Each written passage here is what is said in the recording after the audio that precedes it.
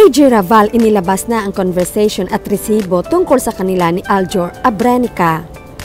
Inamin ni AJ Raval na magkasintahan na sila ni Aljor Abrenica noong July 2022 na opisyal maging sila. Sa kanyang Facebook Live noong August 15, 2023, idinitalye ni AJ kung kailan nagsimula ang pagkakamabutihan nila ng aktor. Si Aljor nakasama ko sa movie na Nereza, friends lang talaga kami noon, bungad ni AJ. May 2021 nagsimula ang shooting ni Nereza at nag-stream ito sa Viva Max noong July 30, 2021. Bida sa pelikula sina Sandy Miranda at kasama sa cast sina Aljor, AJ at Sean de Guzman. Noong panahong iyon ay kuya pa raw ang tawag ni AJ kay Aljor. Boyfriend pa noon ni AJ ang ex-Pinoy Big Brother housemate na si Axel Torres. August 20, 2021 ang inihayag ni AJ sa isang medyakon na nakipaghiwalay siya kay Axel dahil raw hindi maintindihan ni Axel ang sexy image ni AJ sa pelikula. Huling mga araw ng September 2021, umuko ang usap-usapang nauugnay si AJ kay Aljor. October 5, 2021 nang makumpirmahin ni AJ sa entertainment portal na niligaw nga sa kanya ang aktor. Sa Facebook Live ni AJ ngayong 2023, naalala niya ang pag-amin niyang iyon. Lahat niya lumipas yung panahon doon nag-start yung panliligaw-ligaw. In-interview ako uli. Bago lang ako sa showbiz, hindi ko alam yung mga ganong bagay, itinatago pala. Sobrang inosente ako, tinanong ako sa interview tungkol kay Aljor. Sabi ko agad, nanliligaw. That time, hindi ko alam ganun pala maging tanggap ng tao, kaya inilabas ko na. Balik tanaw pa ni AJ, hindi ako nagsinungaling. Sinabi ko talaga yung totoo. Doon na pumutok yung issue tungkol sa aming dalawa kasi sa akin din nanggaling mismo sa nananiligaw si Aljor.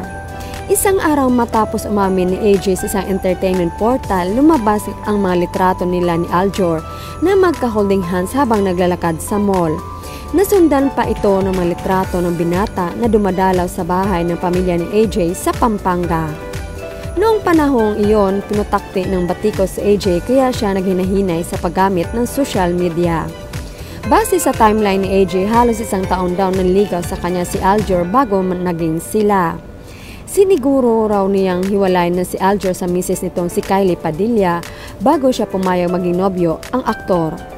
Then lumipas ang panahon, nanliligaw, tinanong ko siya paano yung wife, paano yung family. Sabi niya sa akin, okay lang yun, hiwalay na talaga sila.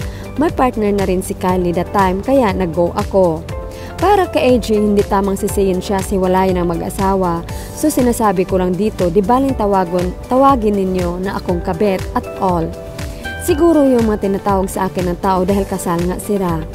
Pero I swear to God, ikamatay man ang buong pamilya ko, mamatay man buong pamilya ko ngayon, nag-start yung relationship namin nang wala kaming nasasaktan. Wala kaming nilokong tao, ganun nag-start ang relationship namin.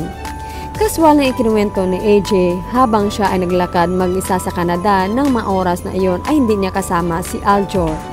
Game din siyang sumagot pati ng ilang netizens na nagsasabing hindi pa rin maalis na may sabit si Aljor dahil kasal ito at may 2 anak. Yeah, I know, I understand yun ang tingin sa akin ng mga tao, kabet and all. Pero ulitin ko, nag-start yung relationship namin ni Aljor. I swear to God, wala kaming sinaktang tao. Nag-gets niyo ba ako? Diin niya. May isa pang nagkomento na kung hindi raw pinatulan ni AJ si Aljor ay posibleng magkabalikan pa rin si Aljor at Kylie. Binasa pa ni AJ ang comment ng netizen bago ipinaliwanag ang kanyang panig. Yun nga po, alam ko po yun, kalmadong saad niya. Noong nanligaw si Aljor, kinilala namin ang isa't isa for a year bago maging kami talaga. Kinausap ko siya, sabi ni Aljor, wala na raw talaga, wala na raw chance. Okay na sila, friend na sila, may partner na rin si Kylie that time. Paano pa sila magkaayos, di ba? Ipinunto ni rin ni AJ na maayos ang co-parenting status ni Aljor at Kylie hanggang sa kasalukuyan. Ani ni AJ, tas friend naman sila, okay naman. Yun lang, nagsasabi ako ng totoo, tsaka din yung ba napansin, si Aljor sinabi niya na hindi ako, si Kylie sinabi niya na hindi ako, ibig sabihin, ibang tao talaga gumawa noon. February 14, 2023 nang maging Instagram official si AJ at Aljor. Nag-post si Aljor ng litrato nila ni AJ sa tabi ng motorbike ng aktor. At nitong August 11, ibinahagi ng couple sa pareho nilang Instagram accounts ang litrato nila habang namamasyal sa Canada. Ito ang hudyat na mas naging bukas ang dalawa sa kanilang relasyon. Ani ni AJ, ang hirap magsinungaling tsaka mahirap magmanipula ng mga tao. Basta kung ano nakita niyo, bahala kayo, yun na yun.